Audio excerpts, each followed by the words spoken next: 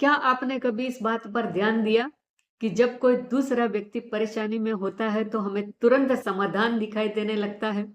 हम कहते हैं ज्यादा चिंता मत करो, क्रोध करने से क्या होगा, जो हो गया उसे छोड़ दो, समय सब ठीक कर देगा। लेकिन वही परिस्थिति जब हमारे जीवन में आती है तो हम सही सलाह भूल कैसे जाते हैं?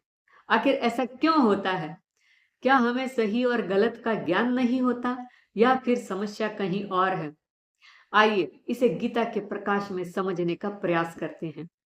एक बार एक व्यक्ति अपने मित्र को समझा रहा था, देखो ज्यादा चिंता मत किया करो, जो होना है वो होकर रहेगा, शांत रहो, सब ठीक हो जाएगा। मित्र ने उसकी बातें सुनी और सचमुच उसका मन हल्का हो गया। लेकिन उसी शाम उस व्यक्ति के मोबाइल पर बैंक का एक मैसेज आया। कुछ आर्थिक समस्या खड़ी हो गई थी। अब वही व्यक्ति बेचैन हो गया, रात भर सो नहीं पाया, बार बार वही विचार, अब क्या होगा, अगर नुकसान आगे बढ़ गया तो घर कैसे चलेगा। अजीब बात है ना। सुबह तक जो व्यक्ति चिंता का इलाज बता रहा था, सलाहें दे रहा था, शाम तक स्वयं चिंता का मरीज बन गया। ऐसा क्यों? क्या सुबह उसका ज्ञान सही था और शाम को गलत हो गया? नहीं, ज्ञान तो वही था, परिस्थिति बदल गई थी। और यही हम सबके जीवन में होता है। जब समस्या किसी और की होती है तो हम समाधान देखते हैं, जब समस्या हमारी होती है तो हम केवल समस्या ही देखते रहते हैं। जरा सोचिए, आपका मित्र परीक्षा में असफल हो जाए तो आप उसे क्या कहेंगे? कोई बात नहीं, फिर प्रयास करो। एक परीक्षा तुम्हारा भविष्य तय नहीं करती, लेकिन यदि आप स्वयं असफल हो जाएं तो क्या उतनी ही आसानी से स्वयं को समझा पाते हैं? अक्सर नहीं। क्यों?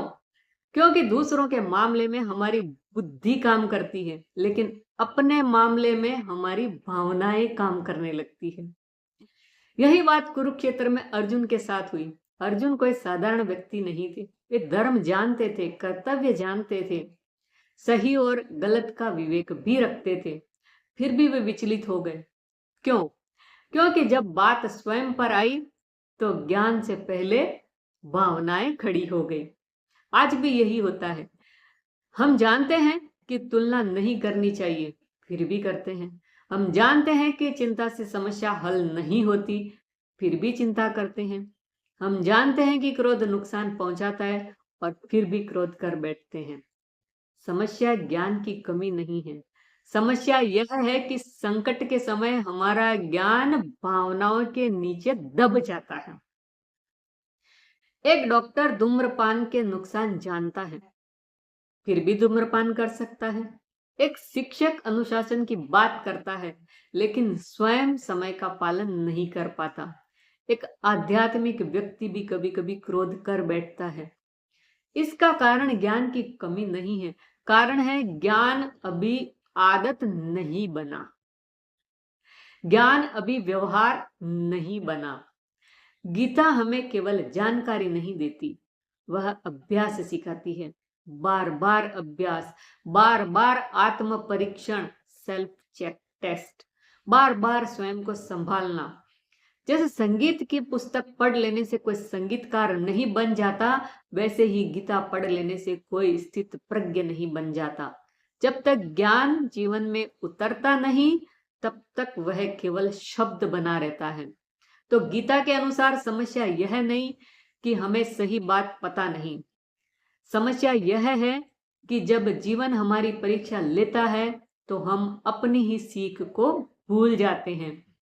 किसी और के दुख में शांत रहना आसान है, लेकिन अपने दुख में शांत रहना यही साधना है। किसी और को धैर्य का उपदेश देना आसान है, लेकिन संकट में स्वयं धैर्य रखना यही गीता है।